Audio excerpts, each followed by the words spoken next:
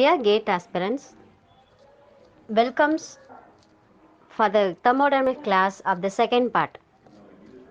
This is the second part of the thermodynamics class. Kindly watch.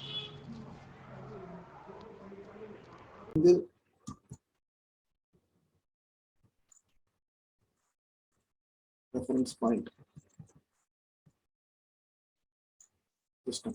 இதுல வந்து reference point வந்து ரெண்டு இருக்காது. அதாவது ஐஸ் பாயிண்ட் ஸ்ட்ரீம் பாயிண்ட் இல்லாம சிங்கிளா ஒரு பாயிண்ட் மட்டும் இருக்கும். அது என்ன பாயிண்ட்னு வச்சுக்கோங்கன்னா ட்ரிபிள் பாயிண்ட் எடுத்துப்பாங்க. வாட்டரோட ட்ரிபிள் பாயிண்ட். ட்ரிபிள் பாயிண்ட் என்னது? வாட்டரோட ட்ரிபிள் பாயிண்ட்னா மீனிங் என்ன? யாருக்கு என்ன ஐடியா இருக்கா? வாட்டரோட ட்ரிபிள் பாயிண்ட்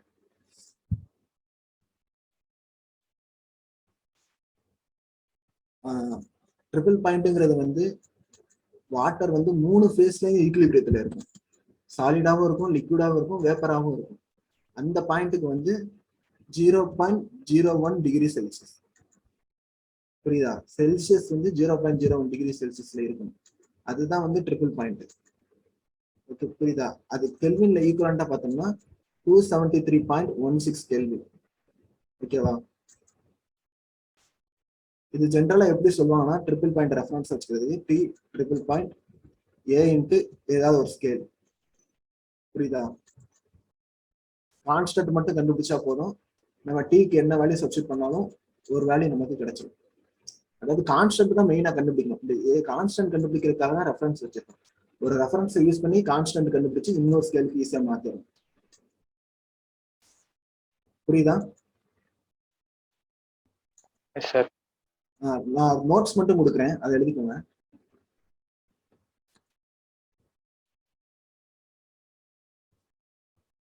ஃபர்ஸ்ட் பாயிண்ட் வந்து if two thermometers are agree if two thermometers are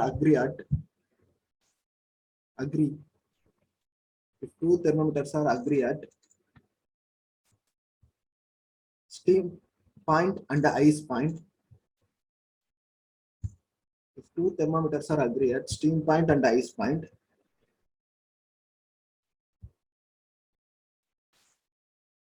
it does not means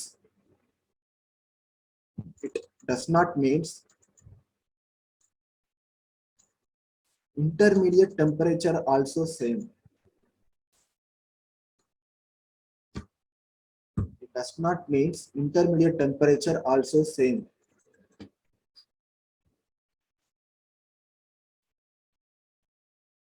If two thermometers are agree at ice point, steam point and ice point, it does not means intermediate temperature also same. Next point வந்து intermediate temperature can be different. Second point, intermediate temperature can be different. அதாவது இதுல என்ன சொல்றாங்கன்னா ரெண்டு thermometer degree Celsius வச்சிருக்கோம். ஒரு பிங்கிற ஒரு ஸ்கேல நான் வச்சிருக்கேன். டிகிரி செல்சியஸ் பதிலா டிகிரி பி அந்த மாதிரி. அப்படி இருக்கும்போது ஐஸ் பாயிண்ட்ல 0 டிகிரி செல்சியஸ், இதுக்கும் ஐஸ் பாயிண்ட்ல வந்து 0 டிகிரி பி வருது. இதுக்கு ஸ்டீம் பாயிண்ட்ல வந்து 100 வருது, டிகிரி பிக்கும் 100 வருது.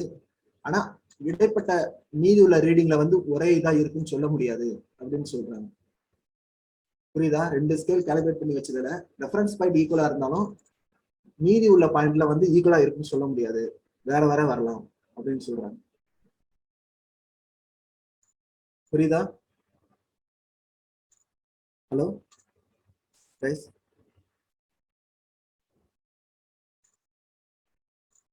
புரியுதா? ஃபர்ஸ்ட் பாயிண்ட் மீனிங் புரியுதா?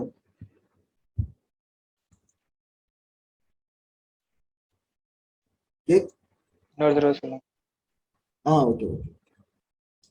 அதாவது ஃபர்ஸ்ட் பாயிண்ட்ல வந்து என்ன சொல்றாங்கன்னா ரெண்டு தெர்மாமீட்டர் இருக்கு.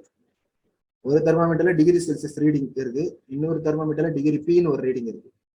சரியா? இது என்ன பண்றேன்னா இந்த ரெண்டு தெர்மாமீட்டருக்கும் வந்து steam ice point reference point, இதுக்கு 0 டிகிரி செல்சியஸ் ஐஸ் பாயிண்ட்னு எடுத்துக்கிறேன். இதுக்கு வந்து 0 டிகிரி பின்னு ஒரு ரீடிங் வந்துருது. ஈக்குவலா இருக்கு.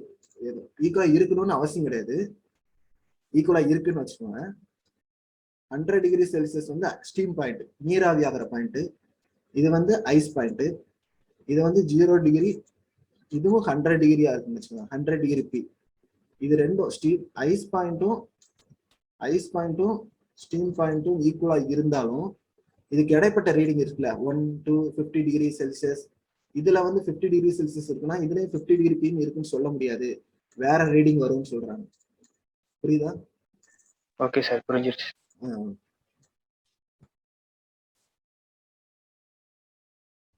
நெக்ஸ்ட் பாயிண்ட் எழுதிக்கோங்க. Third point, all temperature scales are all temperature scales are scale all temperature scales are arbitrary.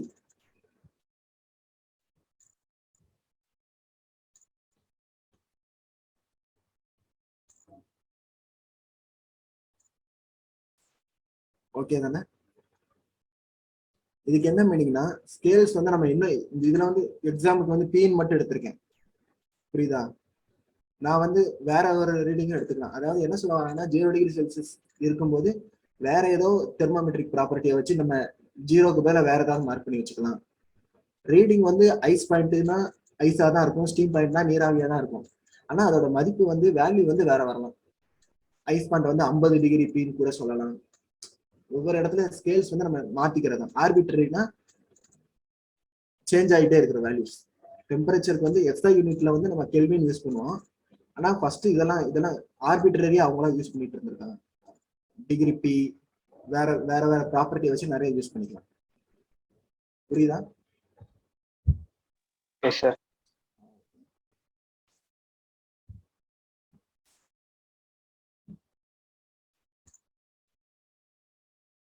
நான் இதுல வச்சு ஒரு ப்ராப்ளம் பார்ப்போம், நீங்க அதுல புரிஞ்சுக்கலாம். ப்ராப்ளம் என்னன்னா,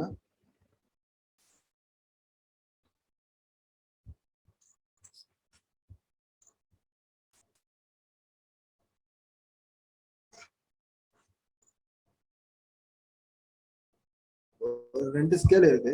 அதாவது இது வந்து டிகிரி செல்சியஸ் ஸ்கேல், இது வந்து ஐஸ் பாயிண்ட் 0 டிகிரி செல்சியஸ், இது வந்து ஸ்டீம் பாயிண்ட் 100 டிகிரி செல்சியஸ். அதே மாதிரி இன்னொரு ஸ்கேல் எடுத்துக்கிறேன். அதுல வந்து ஐஸ் பாயிண்ட் வந்து 100 டிகிரி பி. இது வந்து ப்ராப்ளம் கவனிச்சுக்கோங்க. இது வந்து 14 டிகிரி பின்னு எடுத்துக்கிறேன். புரியுதா? 14 இல்ல, சாரி, 400 பி. புரியுதா? இதுக்கும் இத வந்து ஐஸ் பாயிண்ட் தான், இது பேர் வந்து ஐஸ் பாயிண்ட் தான்.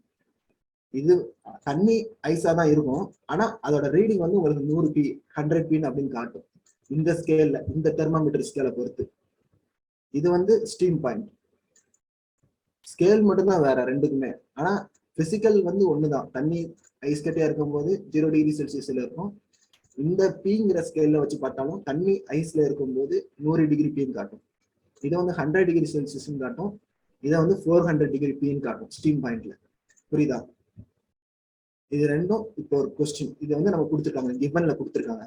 இந்த ஐஸ் பாயிண்ட்ல இவ்வளவு இருக்கு, இது வந்து ஸ்டீம் பாயிண்ட்ல இவ்வளவு இருக்குன்ட்டு. நமக்கு என்ன கேட்பாங்கன்னா, இன்டர்மீடியட்டா ஏதோ ஒரு பாயிண்ட் கேட்பாங்க. அதாவது 150 டிகிரி செல்சியஸ்ல இருக்கும்போது பியோட வேல்யூ என்னவா இருக்கும்னு கேட்பாங்க. புரியுதா? கொஸ்டின் புரியுதா? Yes sir. ஓகே. இப்ப கொஸ்டின் நம்ம எப்பவுமே பார்த்தோம், 2 ரெஃபரன்ஸ் பாயிண்ட். இப்ப பார்த்தோம்ல, temperature equal to 2 constant, temperature equal to A plus B into, இதை நான் சும்மா தான் போட்டிருக்கேன் பிங்கிறது. இதுக்கு பதிலா நீங்க என்ன வேணா போட்டுக்கலாம். இது ஒரு ஸ்கேல் தான், ஓகேவா? இப்ப இதை வச்சு நம்ம வந்து முதல்ல கான்ஸ்டன்ட் கண்டுபிடிக்கணும், அவ்வளவுதான். கான்ஸ்டன்ட் வந்து 0 டிகிரி செல்சியஸ்ல இருக்கும்போது ஏ பிளஸ் பி இன்ட்டு 100 போடுவோம், ஓகேவா? அதே இது 100 டிகிரி செல்சியஸ்ல இருக்கும்போது ஏ பிளஸ் பி இன்ட்டு 400 400 போட்டுக்கலாம், ஓகேவா? ஸ்டீம் பாயிண்ட்ல இதை சால்வ் பண்ணணும். சால்வ் பண்ணி சொல்லுங்க, ஏ என்ன வருது, பி என்ன வருதுன்னு சொல்லுங்க.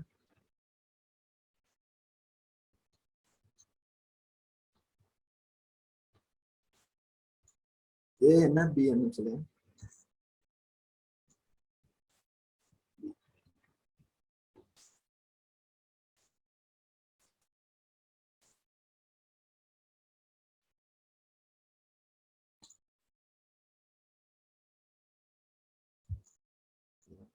sample problem.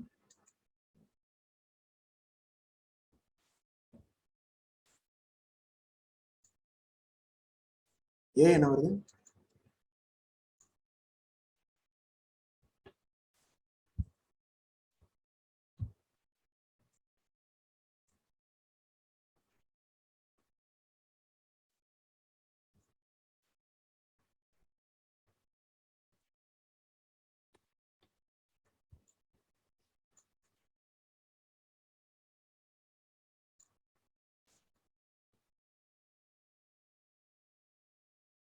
யாரும் கண்டுபிடிச்சீங்களா ஏ வேல்யூ?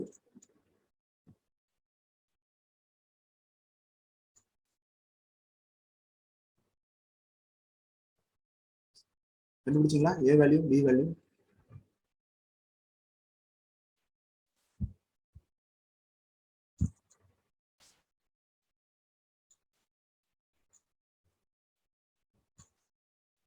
guys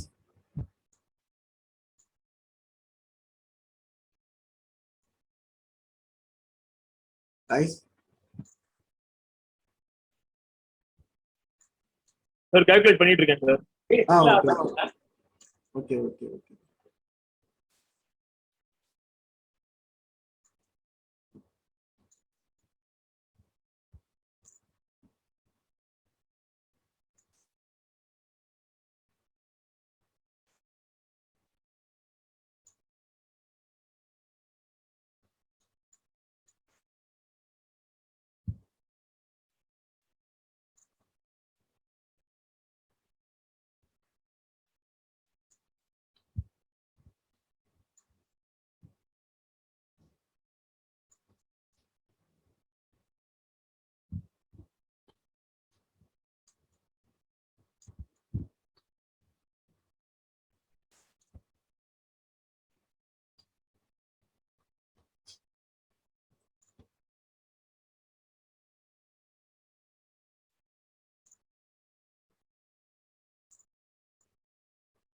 யாரும் கால்குலேட் பண்ணீங்களா ஏ வேல்யூ என்ன?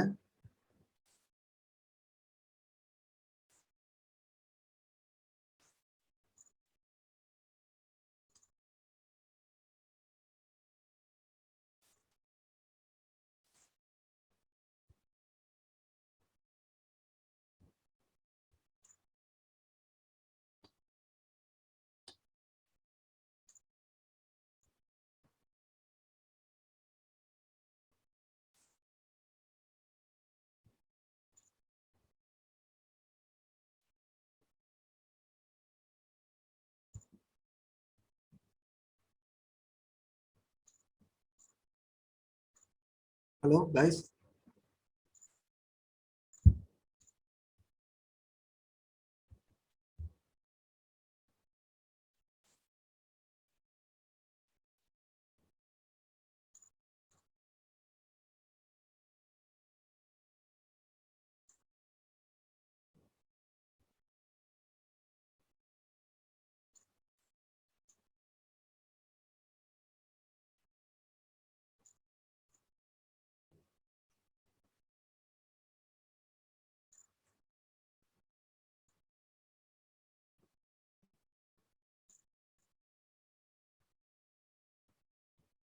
இது வருதா? இந்த வேல்யூ வருதா? ஏக்கு வந்து மைனஸ் வருது சார். ஓகே. இப்போ வந்து நம்ம கான்ஸ்டன்ட் கண்டுபிடிச்சிருக்கோம். இப்போ இதை வச்சு நம்ம கொஸ்டின் என்னன்னா டிகிரி செல்சியஸ்ல உள்ள தெர்மாமீட்டர் வந்து 150 காட்டும் போது டீக்கு என்ன வேல்யூன்னு கண்டுபிடிக்கணும். ஓகேவா? அப்ப டீக்கு பதிலாக இங்க எழுதுறேன். 150 ஈக்குவல் டு ஏவோட வேல்யூ வந்து -100/3 பிளஸ் பியோட வேல்யூ வந்து 1/3 இன்டு பி. இந்த வேல்யூ கண்டுபிடிக்கணும். ஓகேவா? 150 பிளஸ் 100/3 p/3 3 ஆல மல்டிப்ளை பண்ணா 450 பிளஸ் 100 p ஓட வேல்யூ வந்து 550 டிகிரி. ஓகேவா? புரியுதா? Okay sir. ஓகே, இதான் கொஸ்டின். இது மாடல், அதாவது டெம்பரேச்சர் வச்சு கேட்கறதுனா இந்த மாடல்ல கேட்பாங்க. ஓகேவா? இந்த இடத்துல வந்து 2 பாயிண்ட் ரெஃபரன்ஸ் வந்து இது வந்து லீனியரா இருக்கா? இது லீனியர் தானே? t equal to a plus b into b linear ஸ்கேல்ல தானே இருக்கு. அதாவது இந்த ஃபார்மேட்ல இருக்கா? y equal to mx plus c, y equal to slope into X plus C, இந்த ஃபார்மேட்ல இருக்கா? அதனால இதோட நீங்க கிராஃப்ல போட்டீங்கன்னா இது லீனியரா தான் வரும் டெம்பரேச்சர். சில டைம்ல வந்து நேச்சுரல் லாகாரிதம் அந்த மாதிரி உள்ள வச்சு கூட உங்களுக்கு கொடுப்பாங்க. இந்த ஃபார்முலா கொடுத்துருவாங்க, இந்த ஈக்குவேஷன் வந்து கொடுத்துருவாங்க. இந்த ஈக்குவேஷன் படி தான் இந்த டெம்பரேச்சர் வந்து ஒர்க் ஆகிட்டு இருக்கு ஸ்கேலு அப்படின்னு கொடுத்துருவாங்க. நீங்க ஒரு டெம்பரேச்சர் கேட்டுருவாங்க, இன்னொரு டெம்பரேச்சர் நீங்க கண்டுபிடிக்கணும். அவ்வளவுதான் மாடல். ஓகேவா? புரியுதா? Thank you for watching second part of thermodynamics class. Kindly wait for the next week class.